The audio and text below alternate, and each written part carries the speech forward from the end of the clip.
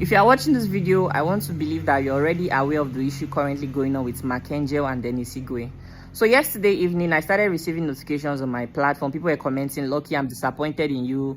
You've lost your humanity. Lucky, I can't believe you knew about the situation." I kept quiet.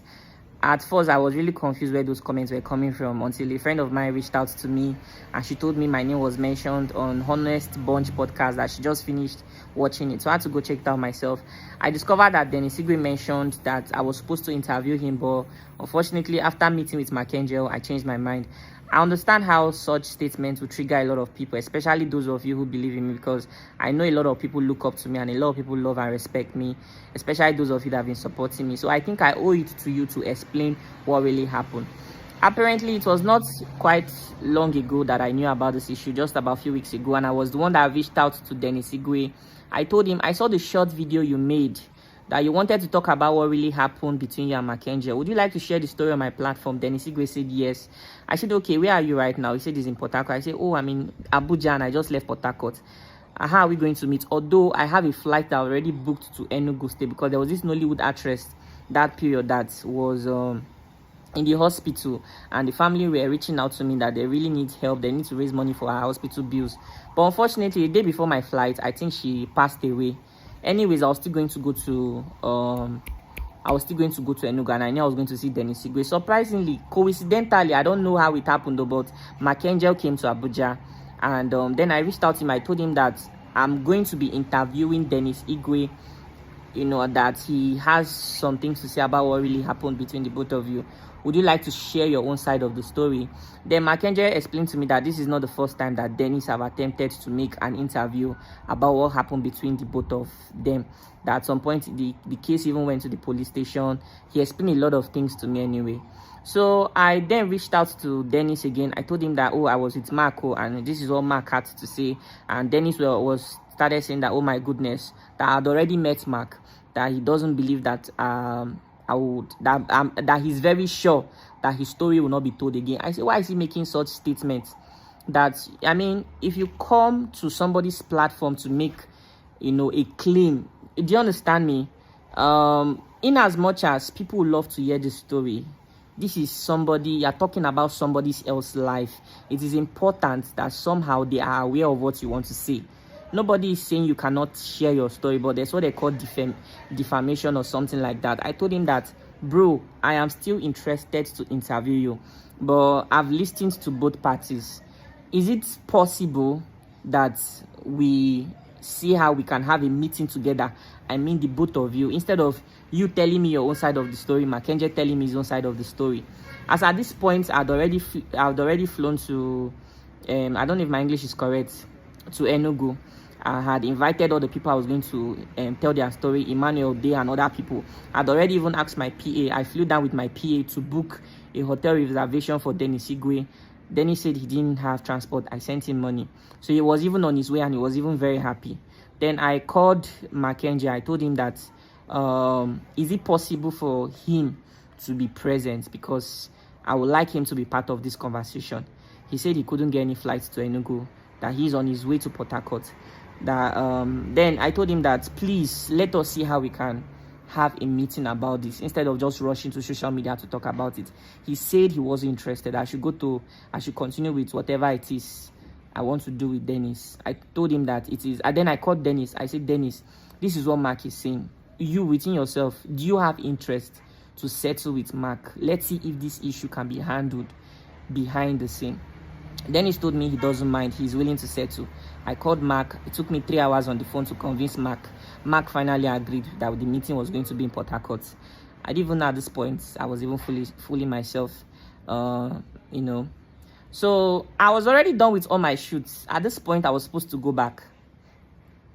I don't want to talk about the expenditures I had to make. I had to travel down to Port Harcourt. Then when we got to Port Harcourt, even took me time to see the boat person. These are people that I'm trying to even still see if I could help them. I'm just innocent in the whole thing anyway. So we agreed we are going to have a meeting in the night, and yes, because according to Angel, he said he had some visitors. He was having a very busy time. Although he said we are going to have the interview in his house. Later he said his house is really, really far. That is not in the center of Port Harcourt, in the town. So let's find somewhere else to meet, maybe my hotel. I said, no problem. I told Dennis Zintin. Dennis came around.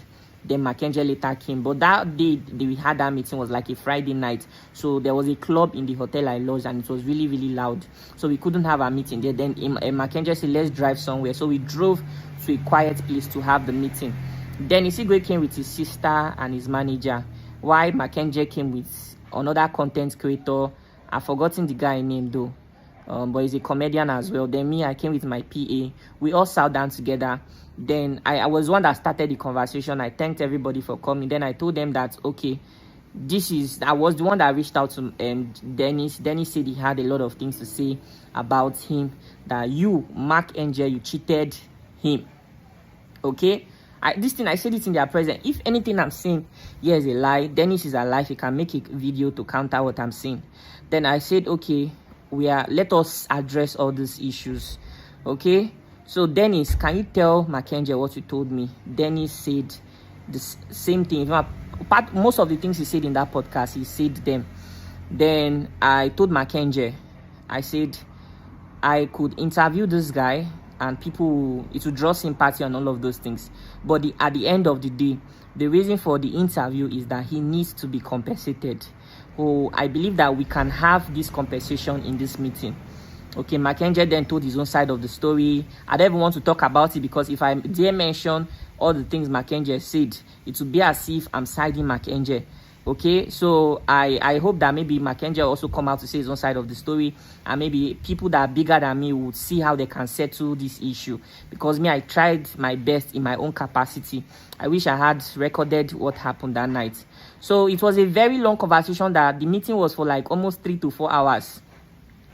Then what happened again? At the end of the day, they had quarreled. They even quarreled in that very meeting. Mackenzie will say, I used to call you, but you won't pick my call. I'll ask you how life is. You tell me that life is good. Dennis, on the other hand, will say, when I called you for money, you told me you didn't have. They were having issues. So we tried our best to settle, to make the issue calm. That at the end of the day, I told Mark, you started life with this guy. So he used to wash your clothes before. You guys used to eat from the same plate. How does it feel that you are this successful and this guy is struggling with house rent and a lot of things? You understand me? Then Mackenzie told me that it's not his fault, that he cannot carry everybody along, that even though he owns that, he had a lot of work to do. Like he said a lot of things that that is not the way most people think, that he had so much work to do to get to where he is. There's a way he explained it, that he has tried his best. They took to court. He was compensated, this one, that one, and so many things. I say, okay, but right now, let's forget what has happened in the past. Can we settle this issue? Dennis is not living well. What can we do for this young man? So then the thing that Mackenzie told me that he's willing to do anything for Dennis, but he cannot let Dennis come back as a shareholder of Mackenzie Comedy because he has taken the brand really far already. You understand me? Then I say, Dennis, do you have a problem with that? Then Dennis, I don't know, I can't even remember what Dennis said, but okay, they gave him a blank check. What do you want? Then Dennis said that right now his rent have expired and he doesn't even have where he's staying, that he's living with his sister. Then I even asked the sister, can you confirm that what Dennis is saying is true? The sister said yes. And I said, this does not sound good at all. But then I asked him, how much is your rent? He mentioned the amount. And I was angry. I was like, bro, I did not call this meeting, spend money for flights, hotel and so many things just for you to come here to say that what you need is money for rent. Come on. For God's sake, you have 2 kids. You are a grown-up man, for God's sake. You need help that is even beyond that. You can't come here to be talking about rent. You understand? Even his manager also said the same thing, that they were not happy that he is mentioning rent. And there were so many other things in it. Then I mentioned from my perspective as a creator, because even before that meeting, there were some things I was telling him. I will probably talk about in the ending of this video. This guy, you see, for you to survive as a creator right now, you need to invest in making sure that there's quality in what you are doing. And before now, I've already even told him that apart from making an interview with you, I personally want to see you succeed. If Port Harcourt is not favorable to you, bro, you can come to Abuja and I can support you to have a life started here. I have equipment, you could use mine. Do you understand me? Work on your scripts. For anybody to pay attention to you, you have to be valuable. I told him, even if I do an interview for you, people will feel for you, probably your views will go up for maybe 1 week. But after then, if what you are creating is not valuable enough, nobody, I'm telling you, nobody on this earth will carry your matter on their head. People will feel pity for you, but genuinely, I really want to see you succeed. So let's see how we can achieve something reasonable, okay?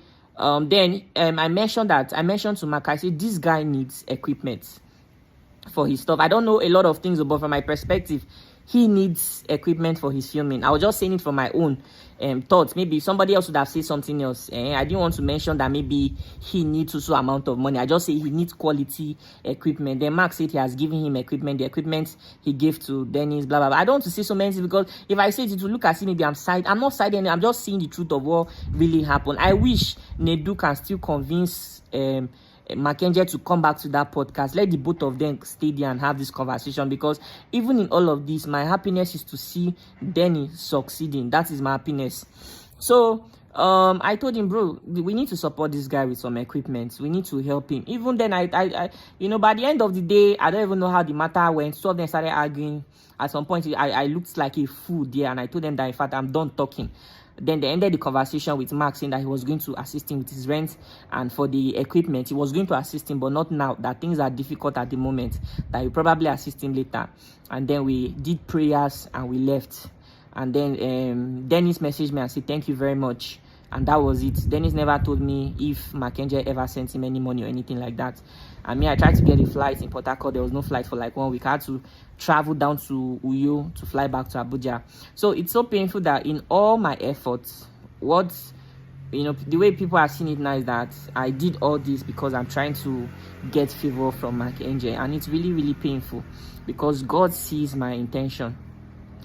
So I think I also remember calling Dennis to ask him, bro, how is life? How are you doing? What are you working on? How has things been? Do you understand me? I have staffs, I could extend some of the services that they offer to me to you as well. We could make some videos together. I could show my face just to help you increase your views. Why is your page not monetized? The manager managing Mackenzie is also my manager. He's managing almost all the artists in Nigeria. His name is Apollo. You understand me? I could speak to him. Apollo is a very nice person. Why don't you get your page monetized? Something like that. Me, I was even more focused on, even though you want, and I still told him after that meeting, even if you want to still share your story, I will still be interested to share it if you are not satisfied. I told him this thing. But beyond that, I want to see how we could help you. Why is your this thing? You should be making money from YouTube, from Facebook. You already have 250,000 subscribers. What can we do to get that views coming again? So that you bounce back. Maybe you need to change your teammates. Maybe you need to recruit new actors and actresses, people that will be able to fit into the new vision. Maybe you need new scripts. We talked about all these things. So it's quite unfortunate that in that podcast he just mentioned that after I met Mackenzie, I changed my mind. So I want to also apologize because from my perspective, I was just trying to be human. There are many times that somebody will come to me with stories. Like just 2 weeks ago, there was this girl who traveled to Libya. She was 20 years old and she went into prostitution, and then she came back with HIV and came back pregnant. I was supposed to interview her, and but then I asked her, is your family aware of the situation? She said no. I told her, I said, even if you cover your face and change your voice, your family recognize you, and this is not the best way your family should be hearing this news. I told her I wouldn't tell her story anymore. Those are people that I told directly that I'm not telling your story, and I gave them good reason. There's another one that came one time and said her dad molested her and raped her, and so many things. I saw how emotional she was, and I told her that I will not film you until you go for therapy. Do you understand me? I could assist you with it. I didn't want to look like I'm taking advantage of her emotion. There's another story too. Somebody brought a mother abandoned her children for Europe, and then the sister, one of her children, the girl, the elderly sister, traveled to whether Bayelsa or Lagos. I don't know, that is prostitution she went there to do, and the young little boy was just there all alone. I said, okay, if I film this guy's story, people will feel pity and everything, but what it boils down to is that he needs help. I think I can help this guy. I told them, put them in school. Let's look for one person in Port Harcourt that can accommodate this guy. I'll be sending 60,000 naira every month for his upkeep. And that is it. We never had to film. I can go on and on to tell you stories that have come to me. I'm telling you, even governors, some of their family members reach out to me that they want to say this. Mercy Johnson. I like, if I begin to call names of people that family members have reached out that they wanted to do this, I think my mistake now is that I need to start telling every story that comes my way.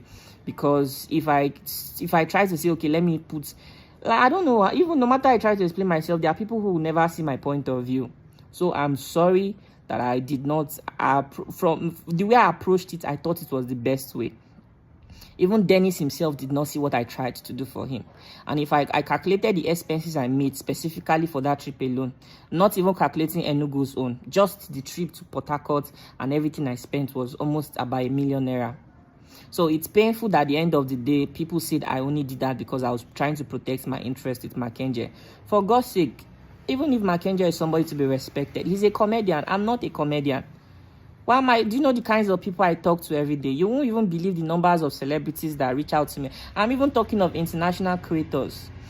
Well, some of you haven't seen me in real life, so I really don't know how you judge my standard or anything, but I am sorry if in all this explanation, some of you feel that what I did was wrong. I apologize. It is the lessons we learn that will make us to become better people, and that will make the job that I do to become better. I've learned my lesson, and I know what to do henceforth whenever somebody reaches out to me for story, because most times even the people you are trying to help don't even know that you are trying to help them. Maybe I should have just filmed him and that was it. Probably, I don't really know. So I am really sorry. I'm caught up in the middle of all this. I tried my best to see how I could settle it.